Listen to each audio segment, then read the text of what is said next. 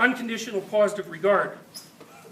Now, I don't think that's a very good phrase. Because unconditional positive regard is one of those things that can be turned into a new age cliche in 2 seconds. It's like, well, no matter what you do, I'll love you. It's like, no. There are lots of things you could do that's just not going to garner a lot of love. So unconditional positive regard, it's not like there's not an idea behind that, because there really is an idea behind that. But it, like I said, it got all new agey after Rogers formulated it, and it sounds like, well, all you have to do is be consistently positive towards the person, and they'll flourish. It's like, first of all, you're going to have unconditional positive regard for Hitler? It's like, no. And not only that, you have a responsibility not to have unconditional positive regard for yourself or for other people. Because what you're trying to do is to make things better, and so that means that the things that make things worse are bad, right? If there's better, there's got to be worse. And if you're in favor of better, then you have to be not in favor of worse. So I'm going to untangle unconditional positive regard a bit. And like I said, I think Rogers used his word choice wasn't very good.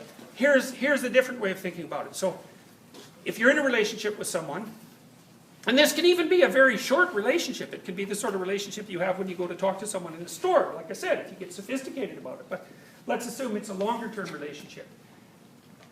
You have to decide if you're going to have that person's best interests in mind when you have the conversation.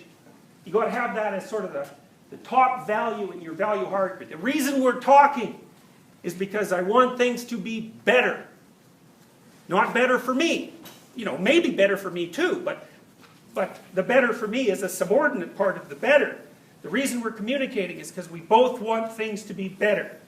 And then we both aren't absolutely sure what it would mean for things to be better. We've got to exchange information until we figure that out. And neither of us are sure about how we're going to get there, and so we have to exchange information until we figure out how to get there. And that's the initial axiomatic precondition for a true conversation, and that's unconditional positive regard. It's like, I regard the person I'm talking with as someone who could transform in a positive direction, and who's willing to attempt that, and who will communicate to that end.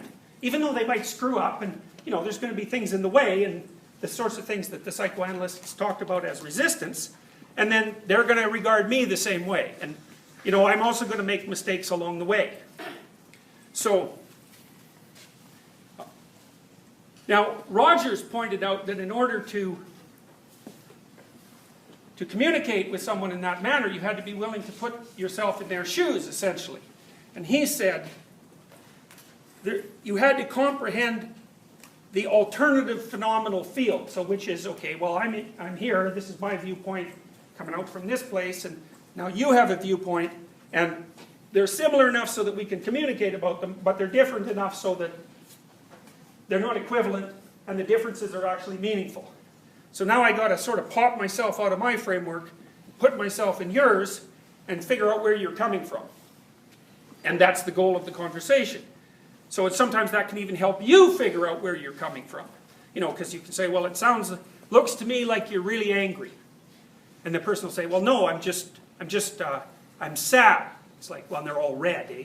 They look like they're going to bite you. And you say, no, it really looks like, I think you might be also a little bit angry. And they'll be angry about you saying that, of course. But it may also be that their emotions are so jumbled together in this sort of chaotic jumble that they don't actually know what it is that they're experiencing. Because it's this terrible, unarticulated, chaotic bodily state that is signaling something but that hasn't been articulated. And so they're kind of a mess. And your careful observation, as long as they trust you, and they should trust you if they know that you have their best interest, whatever that is, in mind, or at least that you're trying that, then they can trust you. And then you can help them clarify what it is that they're feeling, what's sort of coming up from the body, and what that's associated with, and what they'd like to do with it.